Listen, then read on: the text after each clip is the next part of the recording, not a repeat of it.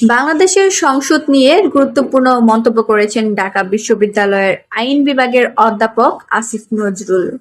তিনি বলেছেন, দেশের তরুণ প্রজন্ম একসময় সংসদের প্রকৃত ভূমিকা ভুলেই গিয়েছিল। নিজের ভেরিফাইড ফেসবুক পেজে দেওয়া এক স্ট্যাটাসে তিনি এই কথা জানান।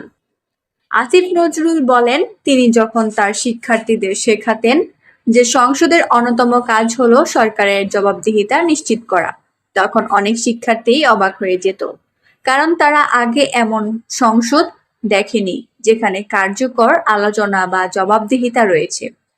তবে বর্তমানে পরিস্থিতি বদলাতে শুরু করেছে বলে মনে করেছেন তিনি।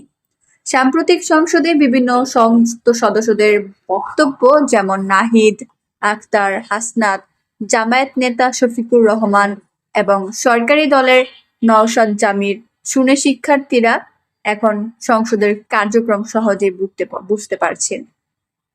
আসিফ নজরুল মনে করেন, নতুন এই পরিবর্তন সংসদকে আবার তার মূল দায়িত্বে ফিরিয়ে আনছে।